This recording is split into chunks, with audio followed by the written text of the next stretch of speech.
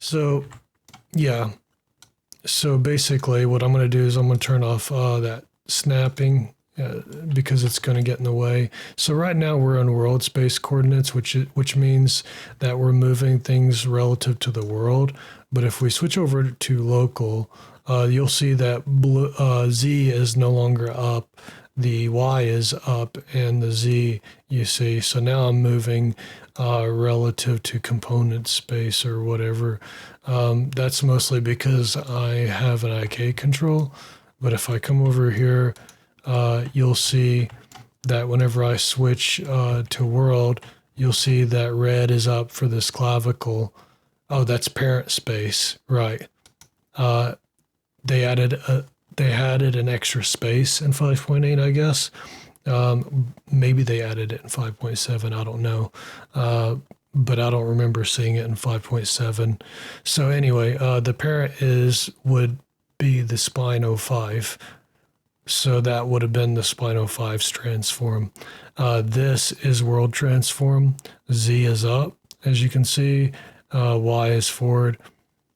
And if we come over here to local space, you'll see that Y for the clavicle is not actually aligned with this axis. It's off to the right, which is left from the angle I was looking.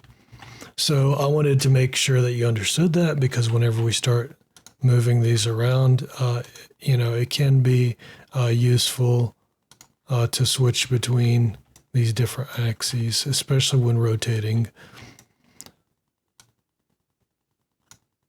So I'm just going to position this roughly where I want it. Actually, before I start doing that, what I want to do is I actually want to rotate this spine. In world space, I want to rotate the spine. If I do it in local space, it's going to rotate it along the spine's axis. I actually want that to rotate just right like this without rotating it in local space along the parent bone axes.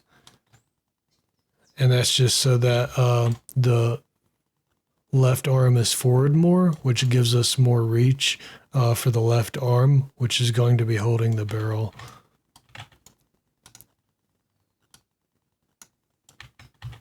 And then just move this over here somewhere where the elbow looks a little bit more natural.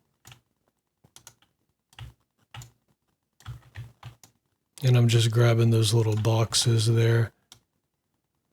And actually, whenever I'm rotating the hand, I do not like to rotate it in world unless I have a very good reason to do so, because it can cause some weird twisting and stuff like that.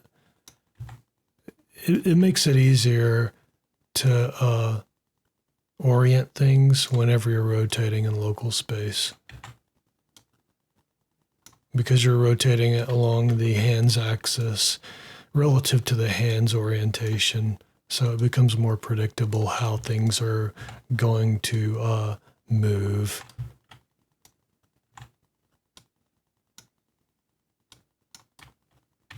All right, so I'm not going to be real picky about this, but now that I have this placed roughly where I want it, I want to add a parent constraint for the hand RIK control. You can also select this and press the back button first, and then select this and add it, and it'll just automatically assume that's where you want. Now, you do want dynamic offset for this. No, actually, we don't want dynamic offset. Dynamic offset means that you're allowed to animate it relative to this control. So if this control is moving, it'll move with it, but then you can also move it left or right and keep the frame. So you're animating it in this control space. So I don't actually want to do that because there's no reason for us to be doing that for this pose. And it just makes it less likely that, something gets accidentally messed up. So now that we've roughly, let me just actually adjust this. So now that we've roughly got a pose, what we need to do is we need to make sure that it's accurate so that when we're setting up our aim offset later, it'll actually be accurate. I'm not sure if I'm actually going to set up an aim offset with you guys. It's just really a matter of creating poses. You can do that yourself, I suppose.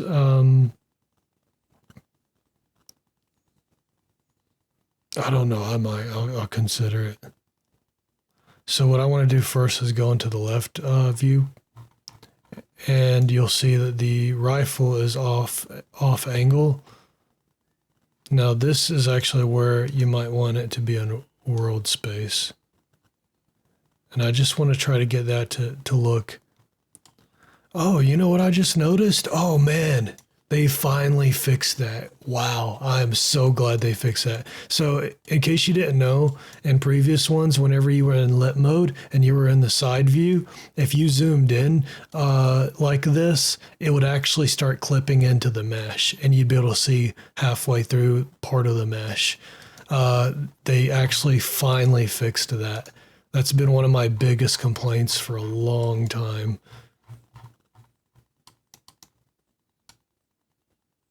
Okay, and then we want this to be aiming forward perfectly from that angle.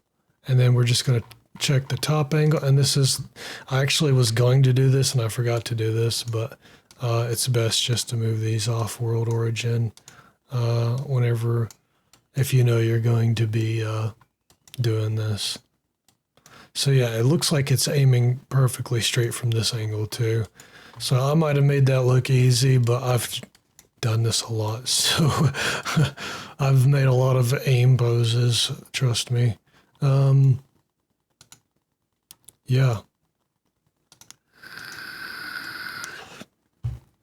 All right.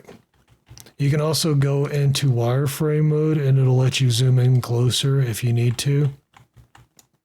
When you're in those other modes.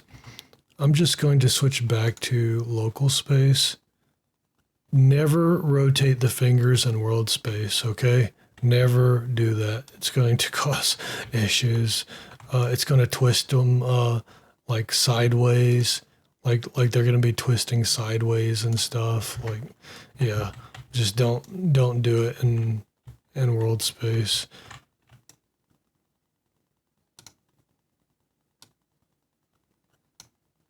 Actually, let me do this because it's kind of annoying, and I think there's like an automatic interpolation thing here. Yeah, auto interp. So you can uncheck that and key it if possible. Oh, you can't key it. Damn. All right. Okay, so you have to go back to the base pose. This is something that's pretty annoying. Hopefully one day they'll fix it. Let me see.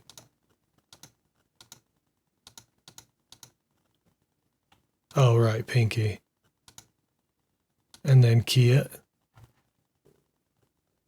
And you can probably select this pinky too and go ahead and disable it for that. Because if you don't, when you rotate this, all the other fingers are going to come with it. You might like that, and it is useful in some situations. But when you're just trying to pose it, you know, for this, I find it annoying, honestly. I'm going to go ahead and lock this base pose so I don't accidentally make alterations to it anymore. And then I'm going to select all of these and make sure you're in local space and then just rotate them.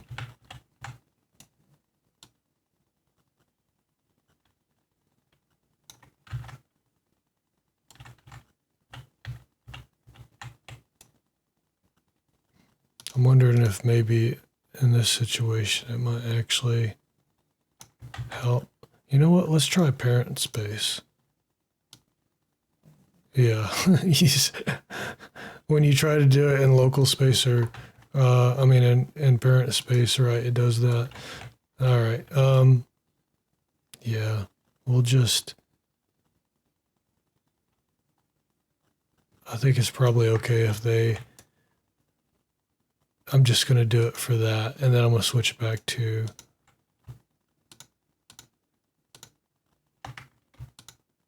okay, come on, Gizmo. Get out of my way. You're too big.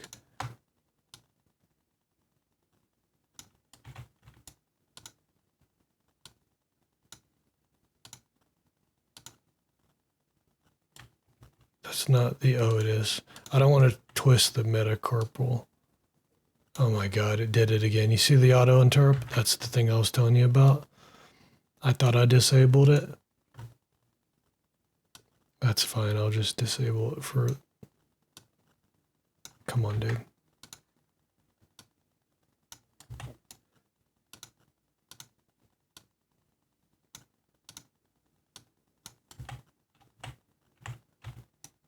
Yeah, that's rotated too much. That looks weird. I'm just gonna... Okay, it's not that big of a deal. It's like... Yeah, that's the auto interrupt. God, I don't like that. And I swear I keyed it. So I don't know how that ended up happening.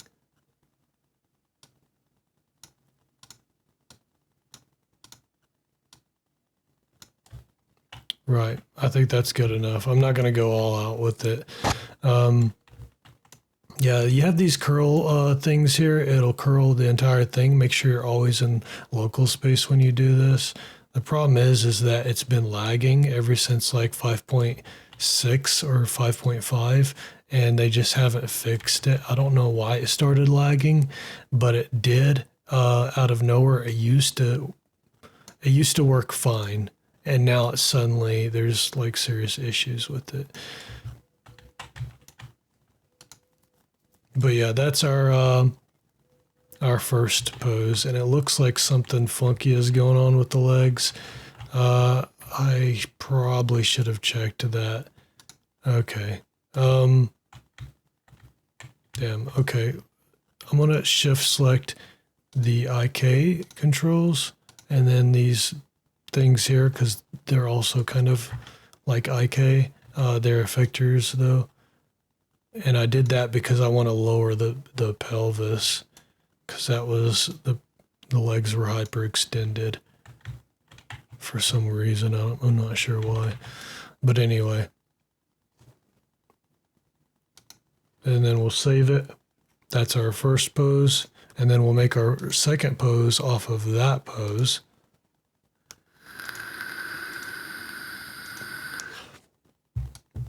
Now, when you do this, it'll still think that it's linked. We're gonna, I always do this as a safety precaution. I've never had any real issues by just rebaking it. But I do this anyway, just as a safety precaution. I'll first unlink it. After I've done that, make sure you apply this just to be safe. These are all just safety precautions, and then bake it back to the, to a control rig. And then we're gonna go ahead and switch this to IK. And we're gonna delete that last frame. We're gonna bring this out and add it. And go to convert selected to spawnable. And then we're going to no. We're going to attach it to the animation and hand grip R, zero out that transform. We're going to call this base pose, or you can call it aiming pose. I'm going to create an additive track. I guess let's call this aim pose, and then we'll call this resting pose. I'm going to go ahead and key all the frames here on this. I want to go ahead and lock this because I have no reason to go back and modify anything. And then I'm going to go ahead and select that as the parent, and then add this parent constraint. I'm going to go ahead and uncheck dynamic because I don't plan on moving the hand from where it is. I might actually go ahead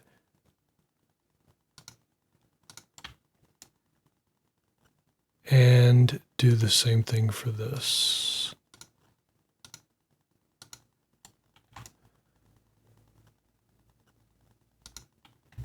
But that might give bad issues. Now it should be dynamic, which is fine. That just means that we can offset it. And so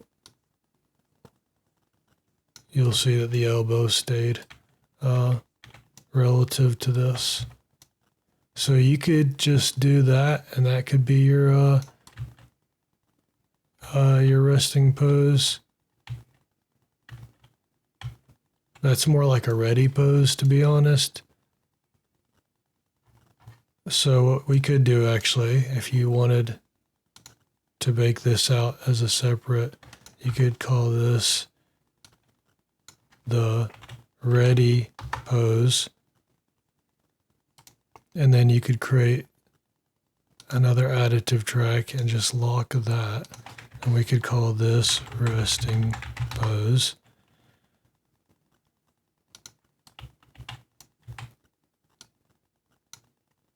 And then we can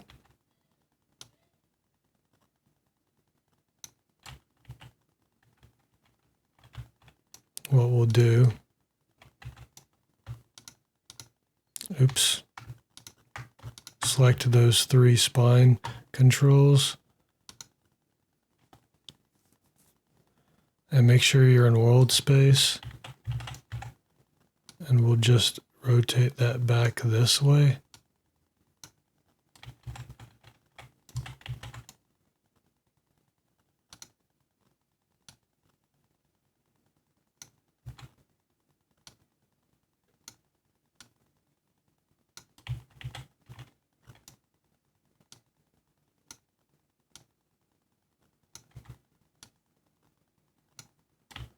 All right, so because this is dynamic, we can move it.